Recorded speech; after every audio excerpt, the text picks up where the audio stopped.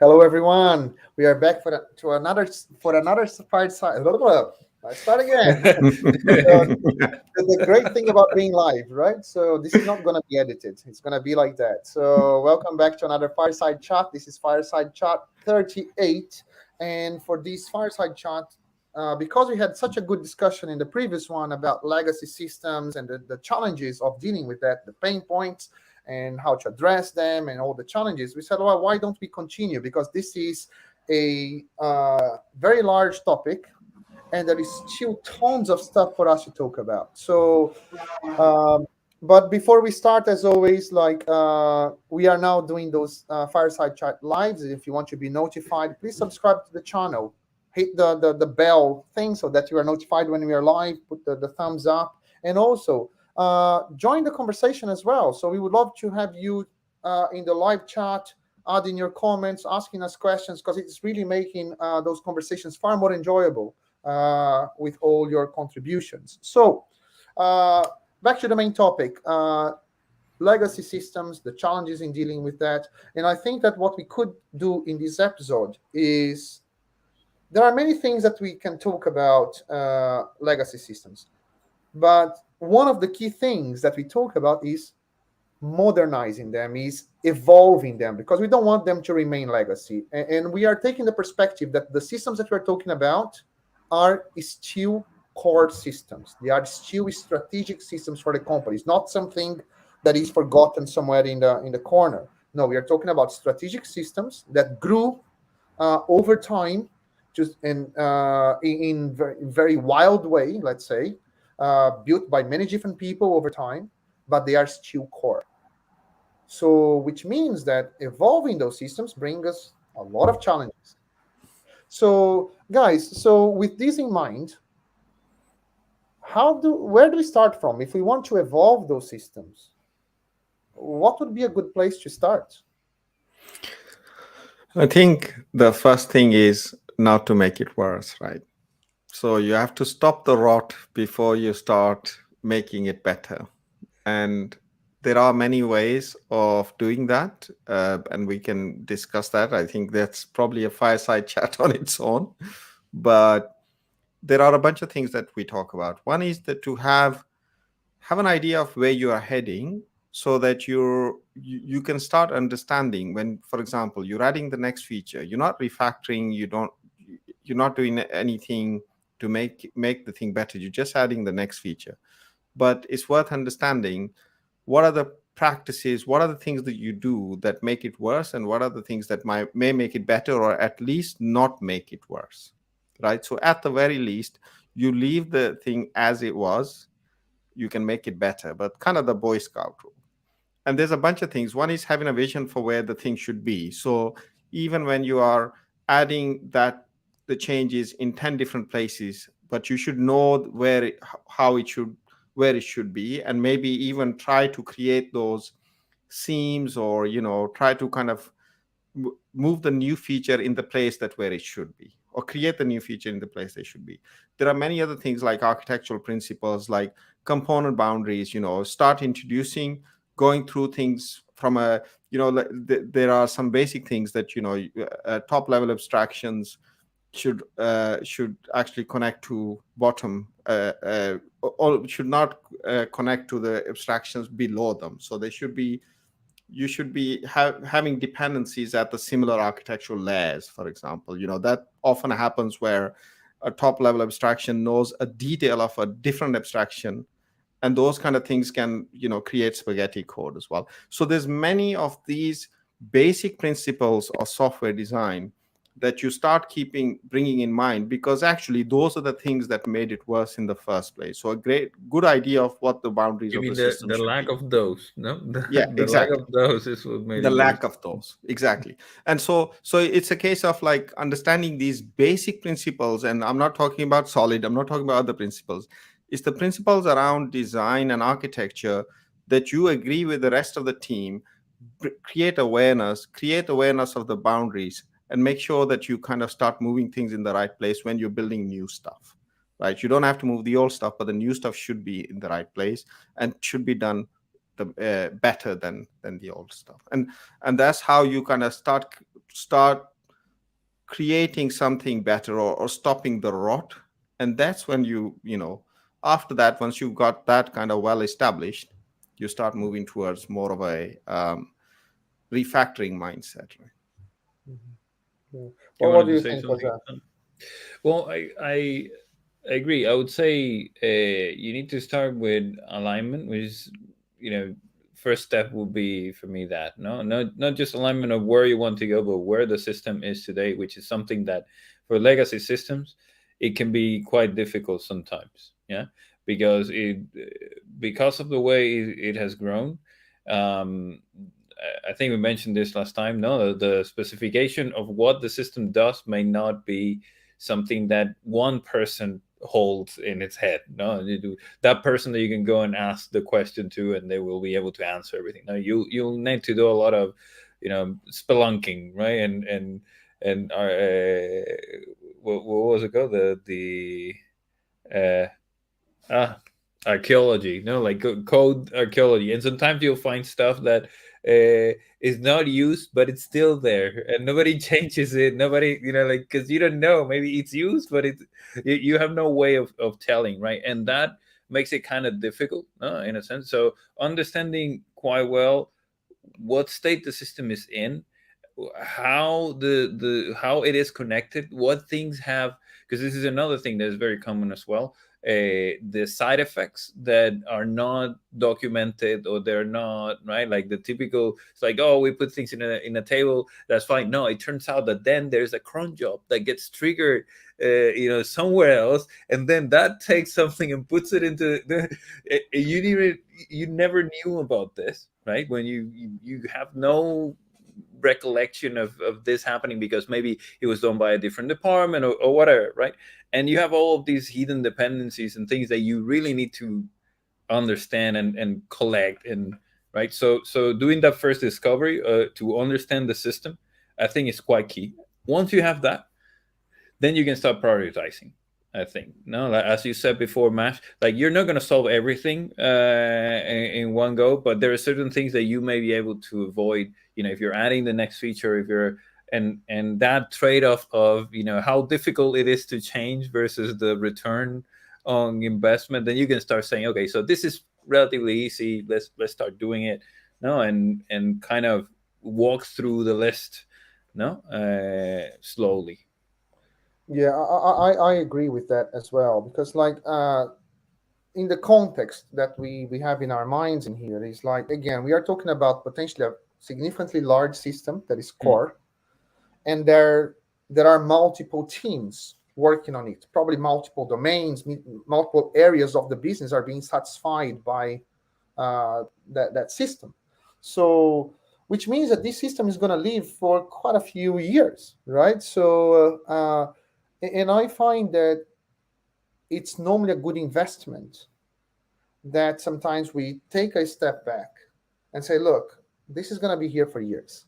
All right, let's take a step back. We cannot improve that if we don't know which direction we're going to go. Also, we cannot improve this if we don't agree which improvement should be made. So stepping back, creating this not mental, sorry, creating this model, as you were saying, because sometimes that high level documentation, I'm not talking about low level documentation and stuff. We still get that from the code, but creating this current model, so what do we have today? That because this might not exist as a common picture across everyone involved. So creating the current picture. This is what we have, as you mentioned, Jose. There are probably many things hidden in there, cron jobs or connections with other things and stuff that not everyone might know. And once you have that current picture, we also create the future state. I call it the magical wand, right? So if you could have a magical wand that could just say bling and fix all our problems, how that would look like? How would this system look like? How would the teams look like? So creating that picture again at a very high level, because this serves as a direction to everyone. A vision, basically. Yeah. Exactly, a vision. At high level, we're not talking about low level details. We're not talking about classes. We're not talking about details of each person. And no, very, very high level. Because once you have where we are and where we would like to be, and that vision is shared, That's when we start now acting, and that's what Mesh said. For example, making our problem, making sure that we don't make our problem bigger. There are multiple aspects to it. One is the actual, okay, like let's start whatever we do moving forward. Let's see if we start moving towards that direction that we want, that vision. And that quite often is not a straight line. It might, we might be go sideways or stuff, but we are still going in that overall in that direction. But there is a matter of skills as well.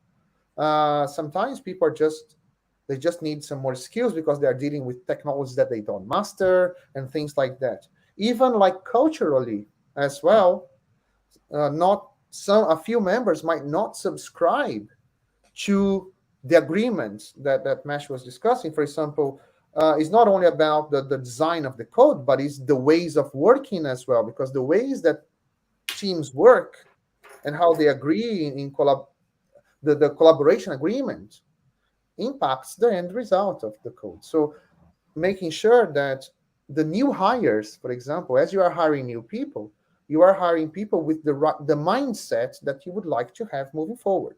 Because otherwise, it's already difficult to convince some people to work in a slightly different way. And so we certainly don't want to do that for the new joiners. The new joiners should be, they should contribute to the change and not be another people that we need to be convincing of the change.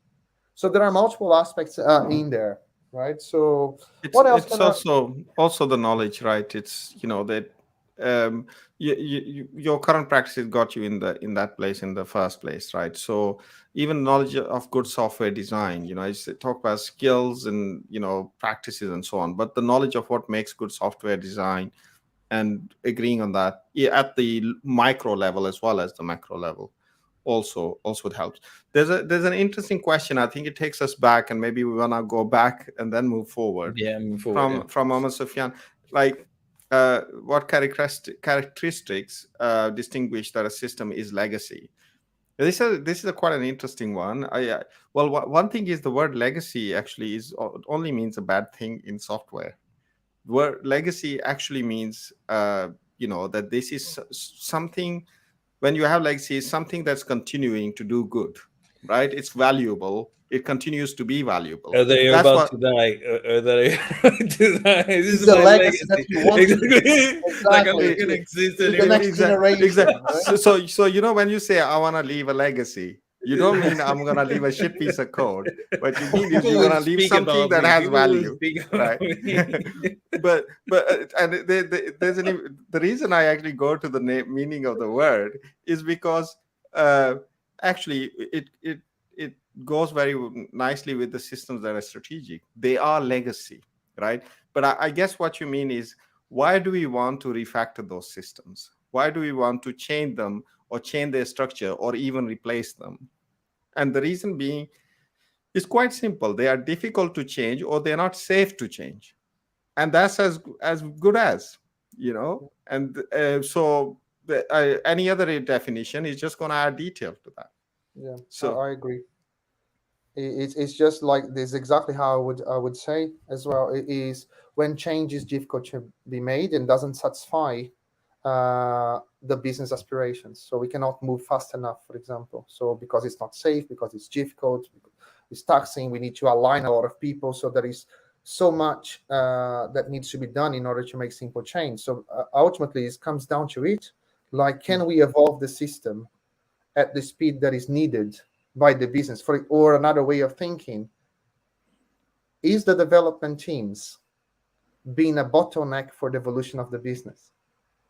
yeah, Right. So if you think about that in this way, so the development team should not be a big bottleneck. It will always be, because we need to build things. It will always have some sort of a bottleneck, but it cannot be too small, too narrow, right? So that is the oh God, like Muhammad said, oh, I hear safe. No, we are not talking about no, but that's a good one, Muhammad. It's just fun. No, but So I have to say I wouldn't put it on the development team speed or capacity. I would say if the software is not able to evolve with the business, or if it's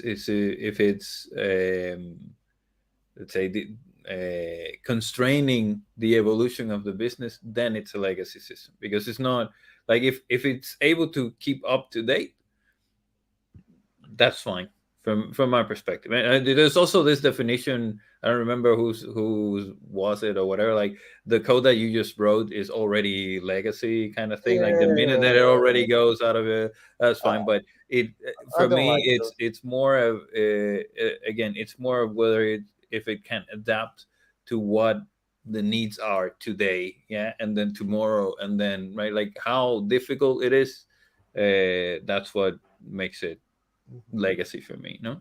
Yeah, there is a. By the way, there is a book recommendation. Normally, we give the book recommendation, but there was one in there by Muhammad as well. The Discovery Boundaries and Find Peace, and apparently is not a software engineering book. That's an interesting title. I'm gonna certainly look for it. Uh, It but seems like when a relationship book. It's more like Assertiveness and that kind of help your stuff. children discover boundaries and find peace. Exactly.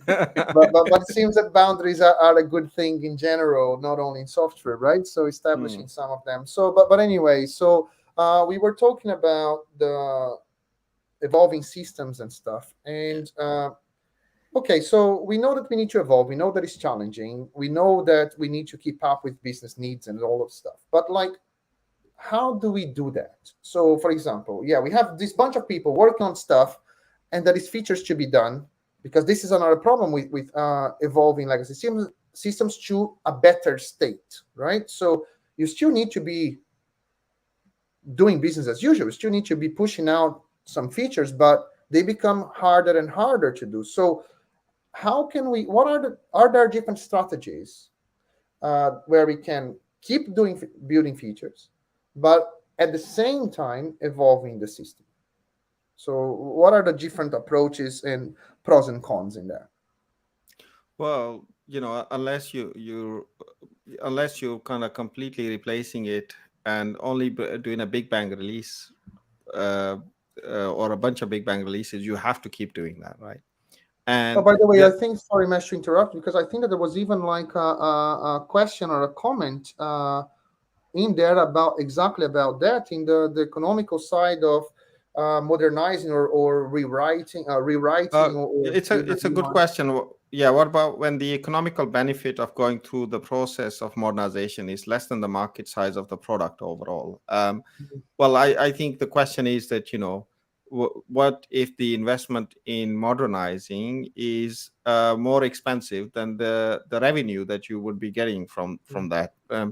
Well, in that case, if this is the case, then Then don't you don't have then a don't business. modernize Don't. it. Don't change it. Keep it as is. That doesn't make Exactly, economical sense exactly. to But change the it. thing is, what we are talking about here is, the context is that, you need to keep going. The system needs to keep evolving, and your system will decline. Your business will decline if your system cannot, as you were saying, Sandro, if the system cannot keep up with the business needs, right?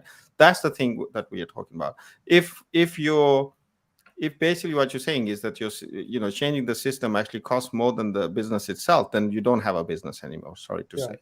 It's like if your business relied on that system, and changing the system no longer, and business needs the system to change, you're in a catch 22 or a deadlock or whatever, and then Yeah. pack your bags. You know, But but you there bring is up. a case to be made in terms of the dichotomy of not dichotomy, sorry, but like the choice of modernizing something or rewriting.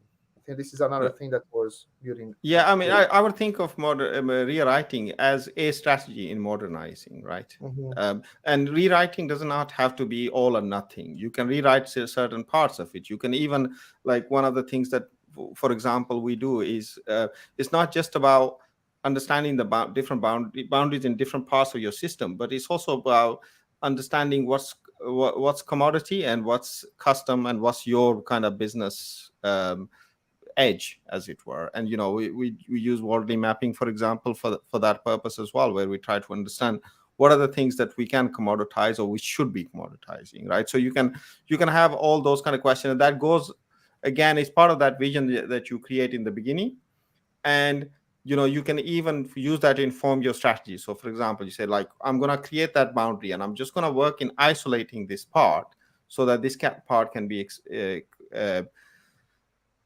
change through by a commodity piece of software. And then within it, you have many different strategies. And I think, Sandro, that was part of your question, is like, how do you keep things going? So there are many kind of, what you're really looking at is indirections, right? So you creating kind of like facades, so that, you're going through this, and you may be duplicating traffic or requests to different components or different parts of the system, the new one and the old one. You're only moving one feature to the new one, and kind of using a strategy on the top to route to that, and move the rest to the others. So they're kind of like, there is that strangler pattern that gets mentioned a lot as well, which is basically related to that. You move more and more functionality to the new part, the more strategic part, and you start relying less and less on the bit that you should not be. So you kind of say that no more changes will happen in the trouble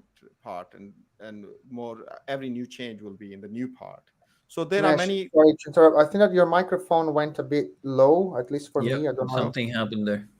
Okay, all So right. it's better. Yeah, Yeah. I'll back. stop. It's I back. think I was kind of finished with my point, but you can carry on, and I'll see It's if I better can. now. No, it's No, fixed no, now. I it, don't know it came exactly back. what Yeah, happened. it came back now. All right. Yeah. Okay. So, So so yeah. So one. but I was nearly finished anyway. So it was basically more about, there are certain strategies like the strangler pattern, like a facade, which is kind of closer to a strangler pattern as well. Things like commodity and custom and those kind of things, having an idea around those. So all those things can help you um, kind of evolve gradually towards. And there's feature flags as well, where you don't have to rely on the thing that you are building, but you still want to test it in production, parallel runs, and all sorts of things. There's a lot of different strategies you can use to kind of gradually evolve what you currently have.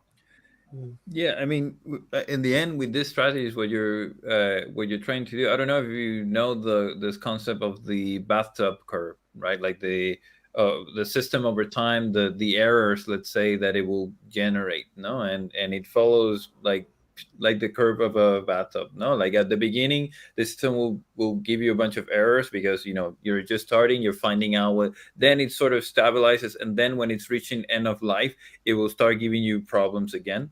And a lot of these strategies, what they're trying to do is they're trying to extend that as much as possible, right? Like you're trying to make it so that when the systems are giving you problems, you're actually pushing that back, either through replatforming, or changing into a new technology, whatever, or continuing to evolve it, right? Because that's part of the mechanism, no. But one thing that we haven't mentioned here, because we talked about, I would say, development strategies. No, like if you want to continue evolving the product, etc. But there are others that are less about changing the functionality and more about ensuring that whatever that system is living on will continue to be maintained, right? And the simple example that comes to mind is like things that were built to run on, I don't know, Windows XP, right? or something like that, no, or some particular version of a server or whatever, right? Or the idea is that, again, even if you don't touch it, you will still be able to use it, because and get some support around it, right? Or get it to fit with everything else that you're trying to bring into your organization as well, right? So again, it's not only about the development side of things. I think there's also an aspect of the technology, or the technological path, let's say, that you're setting up for the company yourself, no. And we find this all the time. Like we find companies that are now trying to migrate to the cloud, yeah, but they have their own data centers, and they have all this stuff that those are technology choices. By the way, this is why I'm bringing this up. Those are technology choices, right? Like this is how we're going to be doing things for the next 10 years. Yeah. Yeah. uh and now you're 5 years in, or 7 years in, now you need to go somewhere else, and there is a cost that of the choices that you made 7-10 years ago, no, that you're trying to balance out as well, because everything else is built on top of that. You're not going to be able to just remove it and do something else. It's not always that you can just rebuild the thing and that's it. A lot of times you need to worry what you have. So those implications that are not just the code, that go beyond that, no, and how you set up your organization, not only on the structural side of teams or whatever, no, but also the infrastructure and the finances are a factor as well when you're dealing with it, no. And there is, because you mentioned the platform side, where there is, as you said, it's not just we are gonna go to the cloud. You are gonna change almost everything, right? So how you do business, because you have a data center, you have a full department looking after all those things, and now all of a sudden those things are going to be externalized, they're going to be managed in a different way, they're going to be monitored in a different way, everything. Or not, because we see this all the time. Like, oh, we want to go to the cloud, and they go and replicate exactly the same thing that they had in the data center. They try to replicate that in the cloud. Right. And So that's not what that is. A good first step. It could be a good first step, because sometimes you want to do a lift and shift definitely. and then evolve. Definitely, but again, it's also telling you, it's telling you a couple of things. It's telling you, for instance, that you're now moving from, I bought some machines, into I have the service that I pay monthly, which on its own, and we've seen this, right, with some organizations, that on its own it can be a cultural clash, no, simply how I assign money to my budget or whatever, right? And then there is the aspect of the mindset behind that, right? Is it I'm moving to the class as a good first step, because then I'm going to continue evolving, or did I finish when I moved to, when I did the list and shift, did I finish? Now we're in the cloud, yay. But again, this it depends on also on the maturity of the company, what problems they are trying to solve as well, because sometimes they are having difficulties in maintaining their data centers, maintaining their in-house production services or operations team as well, depending on what kind of technology their systems are on, and just doing a lift and shift that might solve that kind of problem. It might create others as well, but again, it really depends on what kind of problems.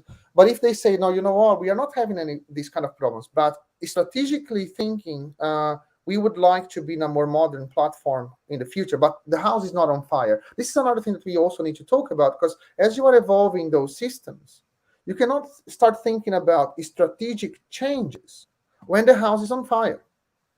So sometimes you need to prioritize some tactical work, so that making sure that you are not in desperation, that you are having your system is falling apart, is always down, or has serious bugs and stuff, because there's no way that you can think strategically if you are in an emergency, if you're only dealing with emergencies. So sometimes a good starting point is making sure that we are stable, whatever it takes, even if it's a shit solution, even if it's a very tactical thing, but just create that stability so that you can step back and breathe and say, okay, now the things are stable. Now we have some breathing space to think more strategically. Yeah. Right. As I said, the urgent always trumps the important, right? Yeah. So you have to get rid of the urgent before you go to the important parts. Exactly. There are some interesting questions about legacy ways of thinking, or not just the software that becomes legacy. And I remember we often used to talk about, when you're talking about legacy systems, you also have to talk about legacy people. And this is, but I think we kind of addressed it, but maybe it's worth talking a bit more about, the whole kind of system, not just the software, but what else do we need to kind of look after?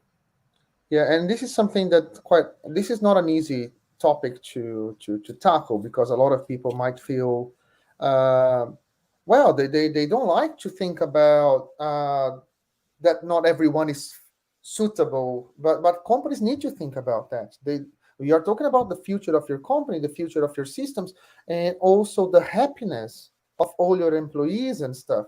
And for that, we need to have people that are aligned to this direction of the company that is it's creating this new direction and stuff, because you cannot have a full business uh, constrained by maybe a small minority that is stuck to their own ways and don't want to change. So yes, so sometimes to create this evolution, you need to make sure that you have the right people that can drive them, right, and they have the right skills, the right mindset and stuff. And quite often business will need to make some very difficult decisions in Yeah, terms of their yeah. I mean, personnel. of course, there's a lot of things to look at beforehand, which is about education, training, help, understanding what people's fears are, and trying to alleviate those, and all those kind of things come first. But there's always people that are happy with their ways of working and Yeah. their kingdoms, right? And sometimes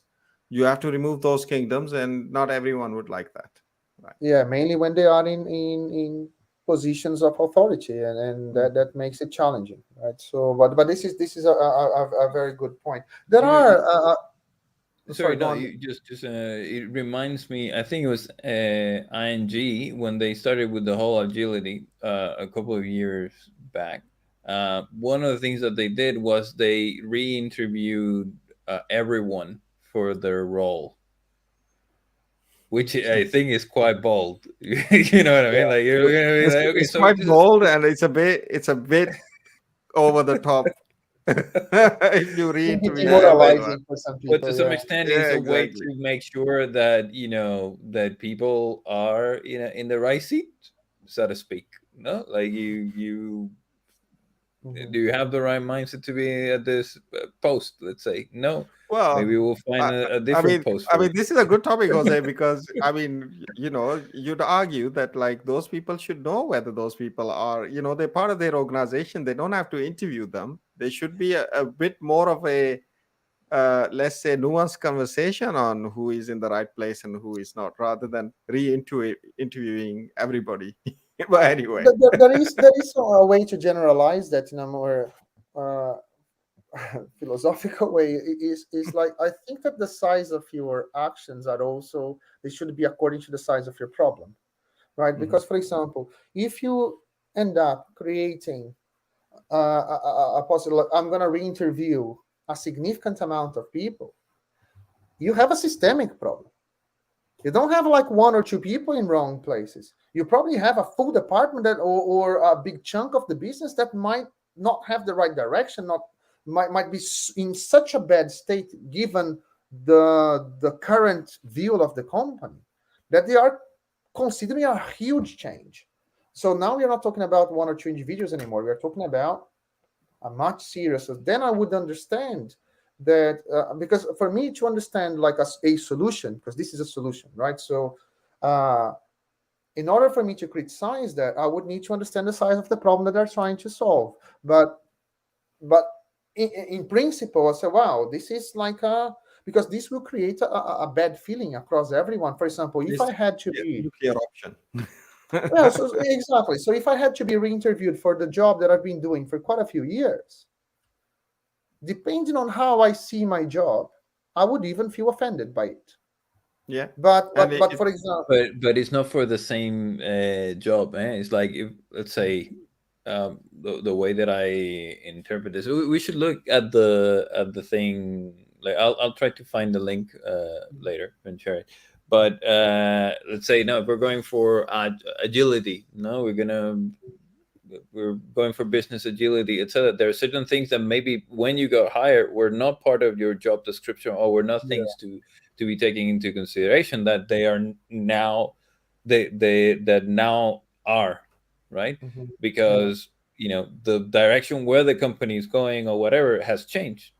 mhm, So no, and it's a way to assess, okay, are you still besides your experience doing the this job for 20 years, do you mhm. still fit with the new vision or not, right? Yeah. So the company And I think sometimes it's is more about, creating a new direction, right? So exactly, they it's are more about really, the new direction than it is about the direction we had before, right? Like yeah, it's not, when you go hired, and you didn't get interviewed every year to yeah. to know if But, you fit. yeah, No. but this is a good point, because like some companies, like they push for almost like a revolution, right? So you know what, like we need to change completely, really change gears, and then it justifies certain actions, while others go into small evolutions. But one thing that I learned, and I think that is good for people listening to this as well, every time that I hear what some companies do or stuff, I I learned to behave in some specific ways. First of all,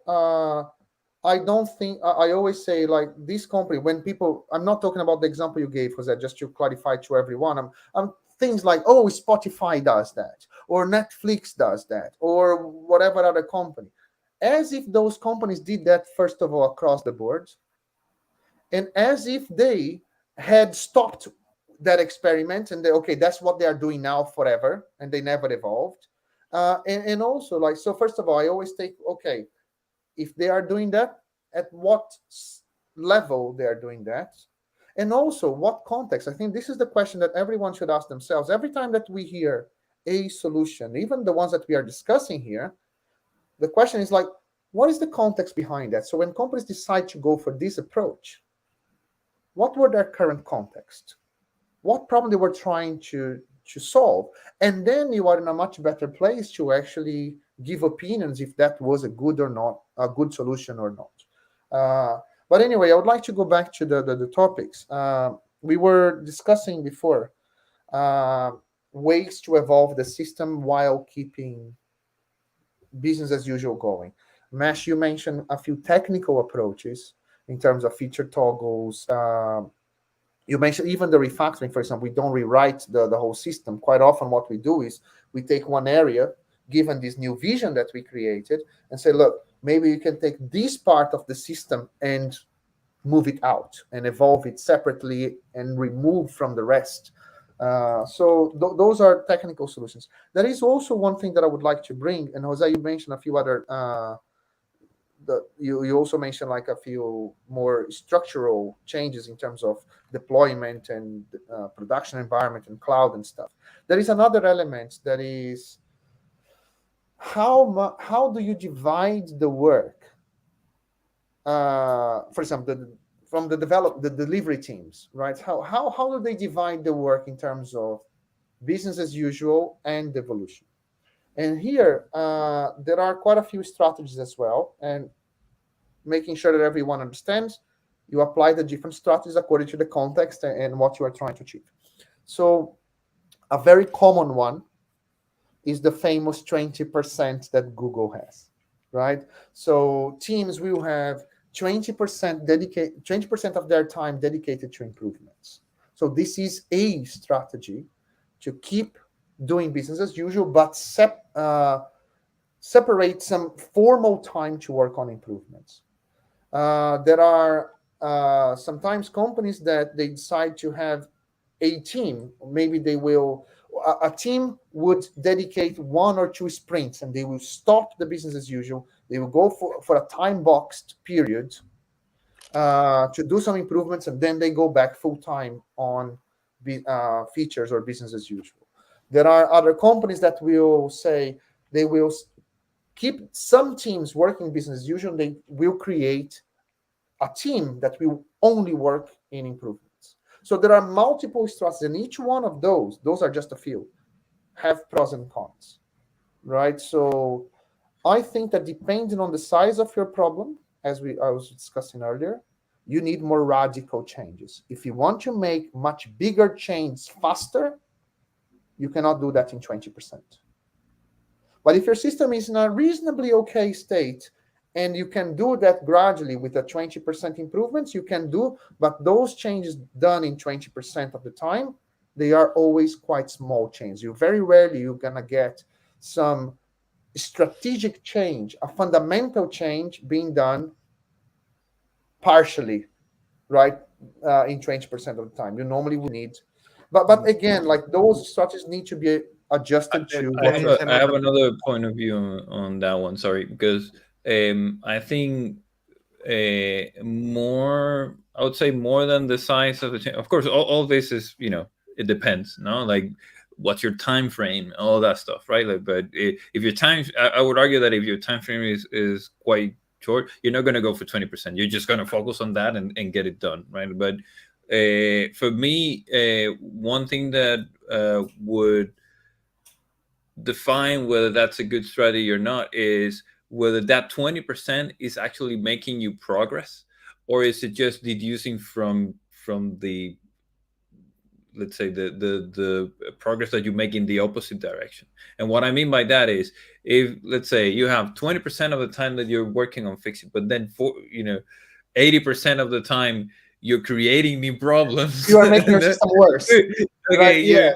So you're making your you're system not worse faster than really. you make it That's not gonna better. help. Yeah. Exactly, But there is you're making it worse. And no, so, this is a thing. No, like, and it goes to hiring. It goes to all of those things that you mentioned before, right? If you're able to let's say stunt the growth of the, or the impact of the bad practices, yeah, or whatever, and you implement a 20% kind of rule or approach, eventually you will get there. But what happens a lot of time is you try to implement that, but the growth of the crap is not 20%. Is that all, or 80%? You're no. So we only, like, one example of this is we only write tests on that 20%. No, we only do things properly on that 20%. Then you're not gonna you're not gonna solve it. You're not gonna solve it, right? And I feel that has a lot more impact, I think, Yeah. when Well, there is think another whether to follow that path or not. yeah, there is another point about the 20%, right? Like we kind of look at things very simplistically, that, oh, you know what, I'm gonna work one day on things to make better and 4 days on new features. It doesn't work like that, right? Normally what happens is that you've underestimated the task, and you're gonna use that 20% to get back on track. Or you're constantly having to switch, right? So you started something, as you were saying, you only do some small things, but even small thing, a day is not that long, right? You started something, now you're gonna have to put it down because you're gonna start working on features for the next four days. Weekend, you come back on the Monday, or I don't know, the Friday, that you come back to that and you've totally forgotten what it was really about. You try to gain the context back, a few hours are gone again. So it's not exactly, there is this whole context switching, there's so many other factors that play into it. It never works as cleanly as you think. So this 20% is kind of often kidding yourself that you have that time when you may not have it. I agree. This is what I was saying. Like, if you are able to make an improvement, and I think that I would change even the perspective. I was not talking about an individual developer. I'll talk about a team with that approach, right? So I think that they will never make any significant improvements. What they can do in that 20% is polishing, like a small refactoring. Oh, this class is way too big.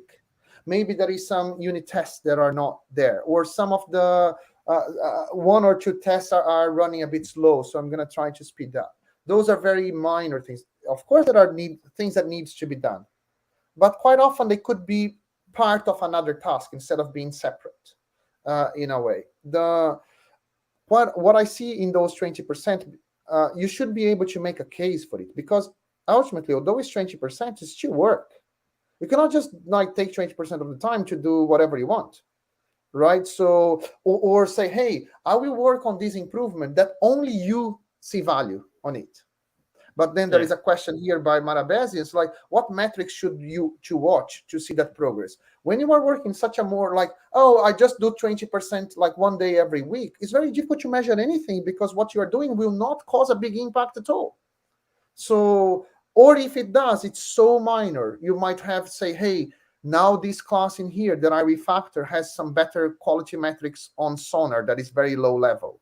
Or this test in here is running a little bit faster. But you're not going to migrate to the cloud or re-architect the system or split a service that would create a much bigger impact, because you can allow teams to work independently now. Or you have a more stable part of your business or things like that. You cannot do that in 20%. I'm more of an advocate that well, for me, quite often when I see this 20% is more to keep some developers happy than to actually have some probably business. Or they do what business Google does, that is experiments. They use that to say, hey, do some experiments, do some innovation or whatever. And even to that level, if you see the ratio of what came out of that, is not. I wonder if it is good. So I'm more of an advocate and say, you know what, if there is something to be improved, what is the case for it, and let's dedicate proper time to make that change. You know, there's another aspect of the 20%, and it is related to how we build habits and all of that stuff, right? Like if you, it has more impact to do, I don't know, 20 minutes every day of, you know, you want to learn the guitar, or you want to, you know, you practice 20 minutes every day than to practice 1 full hour once a week, right? Because you're building the skill, and you're, you know, you're uh, well, you're absorbing that, no, into your behavior, and eventually, you know, it will be easier, no, in the case of something like, you know, refactoring or whatever. If you just take one day a week and you refactor that day a week, why don't you do a little bit every day? Eventually you'll have that at your disposal to do it whenever you need it, no, not just when you have that 20%. So there, especially when there is a behavioral change, and skill set and mindset change, the whole we're gonna do it 20%, I don't think it will have the impact that you want, you right? know Because you it know requires, you know, it's the drop that needs to be yeah, going and all the time, it right? should be part of your practice, and your organization should be aligned. And this is one of the other reasons that 20% is actually can be an anti-pattern in some ways, because sometimes they call it the 20% tax that they take on the thing. And you know what that tells me is, like, the business is not at all aligned with the important work that needs to happen to make strategic systems better, and better for the next bit of change that's coming in. So what you're doing is, you're not able to align that as an organization, so you kind of almost holding the business to hostage, that we need to take that 20% tax, right? And this in effect is a dysfunction in the organization, because you are one organization. Why are to one why does one organization have such a bad idea about making systems better, or one part of the organization, than the other part, right? So there isn't a big element here on making sure that everyone understands the value, and you yourself understand that the value of the changes that you are making, and make that a full organization's decision, and put some real investment behind it, rather than this kind of stealth time that you're taking out, which is not strategic. I agree 100%. And this go like Javier Chacana is asking, could we say that 20% is more suitable for tactical change? You could say that in terms of, yeah, you're probably not going to make anything big going on in there. But I think that the most fundamental thing is exactly what Mesh just said.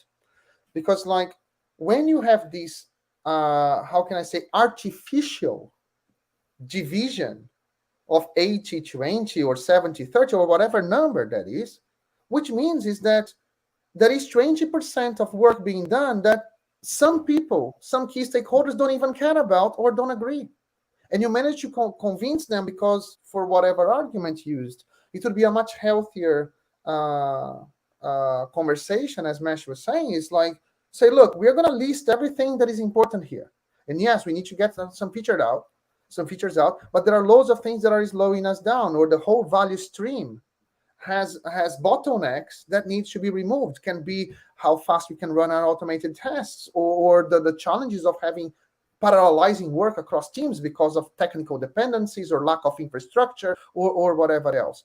And those things would be, instead of having artificial separation, because the business probably would not even understand what's being done in 20%, we say, no, this is everything that needs to be done. And then we prioritize accordingly. And then you have formal time with the skilled people, or whoever needs to work on that.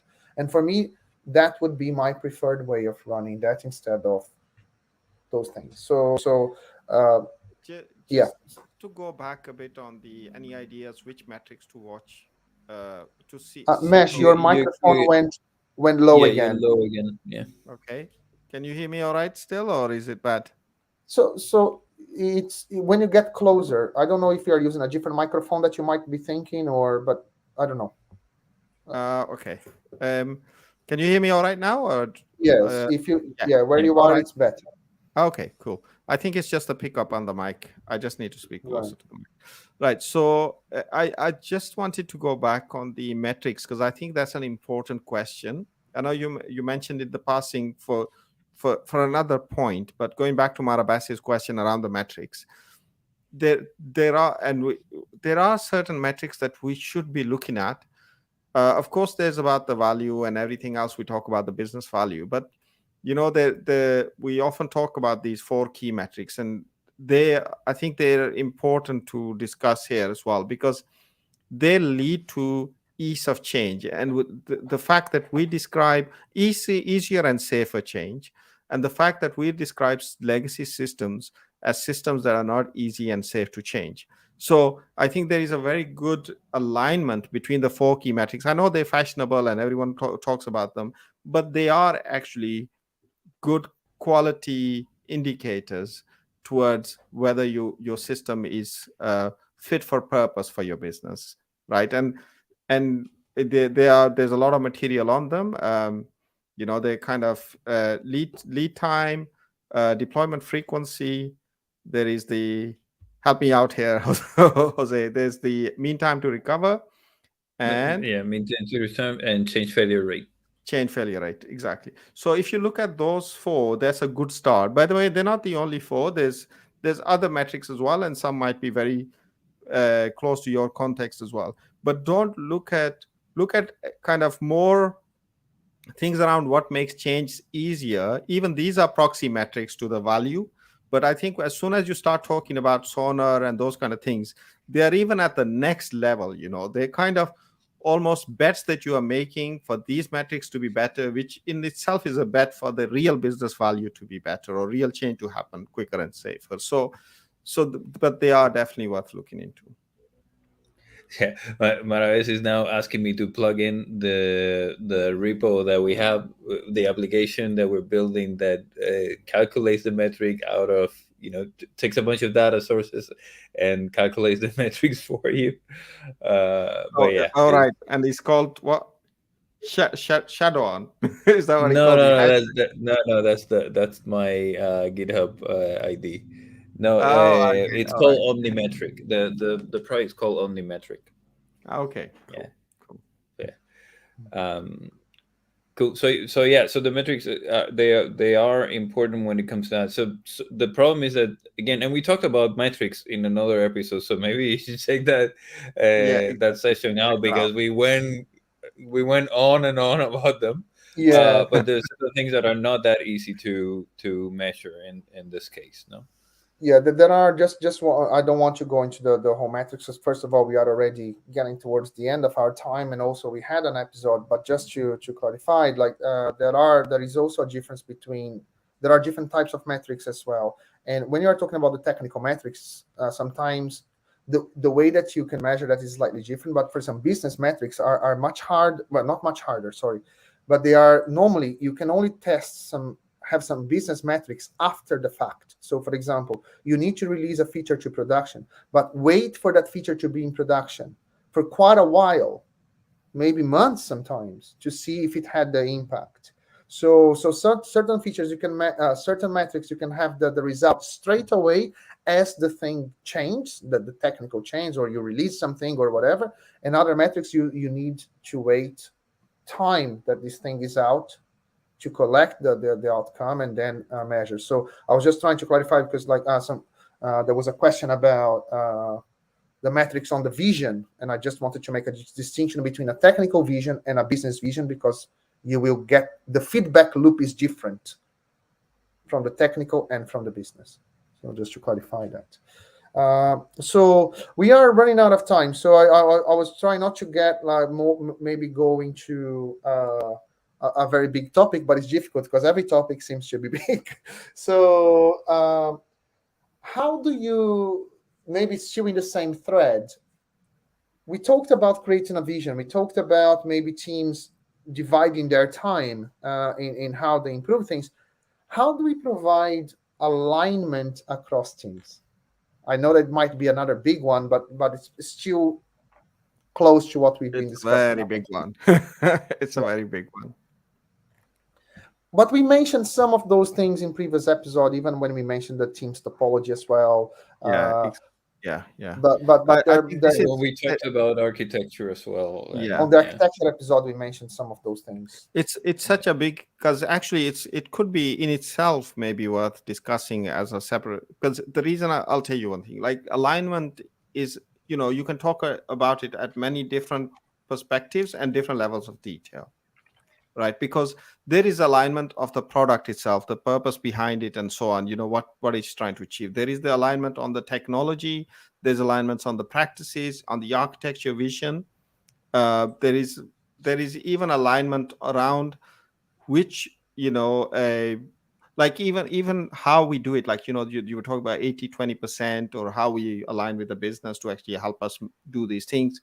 The evolutionary strategy to take from where you are to where you need to be. So there's a lot of different things, I guess, that you need to, and of course then there is the whole idea of how you split the work, like that's where things like team topologies and those kind of things come in as well. How do you make sure that the teams are cohesive and loosely coupled and all that kind of stuff, right? So it's a big question, I guess, around the alignment. What I guess which perspective you want to take in the last few I minutes. think that like given what we've discussed in previous episodes, we can talk about like not making our problem bigger. Is what we discussed in this episode. Maybe if we take it from that perspective, um, Yeah, it's an interesting one. It's an interesting one. And I mean, I know for one of our clients, for example, we did this, which was we talked about some architectural um, principles, and I think we came up about 14, and some of them are mentioned earlier on in the talk as well. It's like there are certain architectural things that, one is alignment, like kind of have a vision and say, okay, we're going to stick to that vision. That could be one of the principles, right? New code must not exist outside these boundaries, even if existing codes exist there, right? That could be a principle. The other one, as I was talking about, like communication at the same level of abstractions, or talk to interfaces, when you're talking to architectural boundaries, and there's a bunch of things that you can start or have coverage in the area that you are changing, like there are, so you kind of start even on the database ownership and that kind of stuff, that like you decide what data is owned by which component, and only have those components actually modifying or accessing that data, right? So you can start creating these technical principles that everyone is in agreement with, because they're co-created and everyone is well educated on, so that even when reviews happen or people are pairing and that kind of thing, that these principles are being enforced and they're constantly being kind of looked at, and the code is evaluated against them, and how adherent it is to those things that we've agreed on, right? So that's one way of creating that technical alignment around how your systems should be behaving. I've actually run in Discoveries an exercise where we define first what kind of strategic goals we want to accomplish, and just getting that alignment is already a good, like, what is it that we're trying to do here, right? Like, what we want the system to be easily maintainable by people external to the organization, or we want, like, it really depends on what you want to. And then from there you talk about what kind of architectural principles would allow you to reach those goals, and you can connect them. Yeah, like, the well documented, blah blah, etc. And then you have certain design and delivery practices, like what is it that you're going to be doing, like CI/CD, blah blah, TDD, like the specific agreements, no, that you may want to have, that are not, let's keep everything within a specific abstraction, or no, you know what I mean. So that allows people to connect what you're being asked to do, right, with what we're trying to accomplish, and have a conversation of what is the best way to reach those goals as well. And you document it, right? You're not only having the conversation, but you're documenting that conversation as you go along. and you can go back and revisit, and you adapt, etc. So I think that's one important part around that alignment. Also making it visible and connecting it to what you're trying to accomplish, and not just go and say, now from now on, everyone, everything you touch needs to be covered by this. Okay, that's great, and it may be working towards it, but if I'm not able to buy in on it. No, if I'm not able to see what it is that we're trying to accomplish, it will defeat the purpose as well. So bringing people along in that journey is a big step into creating that alignment. And Totally. So okay. So any final thoughts? Anyone also in the live chat? Any final comments or among ourselves here? So in terms of the challenges of evolving legacy systems, any yeah, summaries? there's one thing that we didn't discuss, which is that sometimes you may end up in situations where you have two systems, the new one and the old one coexisting, and the old one, because of business as usual, will continue to evolve, and you're constantly trying to catch up. No, like if you're moving things to one side or the other, no, like that's another thing that is quite challenging. If at some point you just don't move to the new system and continue evolving in the new system, so that so you can complete the migration. It's a little bit like the 20-80% thing that I was mentioning before, but you keep adding Yes, stuff to it's the just thing a that you're moving trying to target. replace. Yeah. You're never going to replace it. Yeah. Exactly. So but yeah, Yeah, it's definitely worth discussing in another talk, maybe part 3. mhm.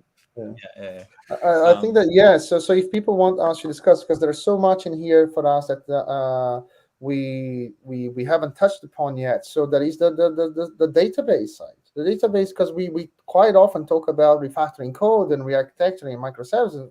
Right, you have like a monolithic database as well, right? So how do we deal with that? Or how, when you are modernizing systems, it's okay to modernize systems within the same technology stack, but what happens when you are moving across technology stack?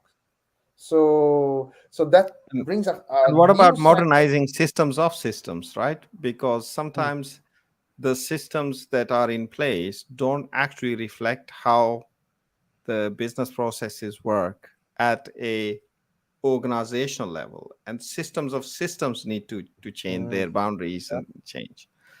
How do you exactly. do that?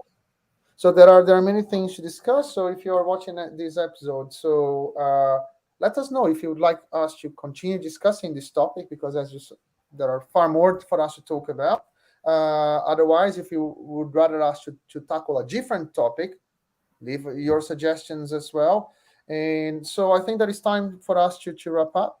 And so thank you very much for everyone. Don't forget to subscribe to the channel, like, so that you are notified when we are live again. Yes, Javier Sacana is saying, like, yeah, there is Conway's law as well. So there are tons of stuff for us to talk about here, backwards compatibility, all sorts. So if you want us to keep in that direction, And the let us know. reverse Conway's maneuver. And the reverse Conway's maneuver that we can talk about as well. Excellent. Thank you very much, everyone, and I hope to see you next time. Thank you. Thank you all. Bye.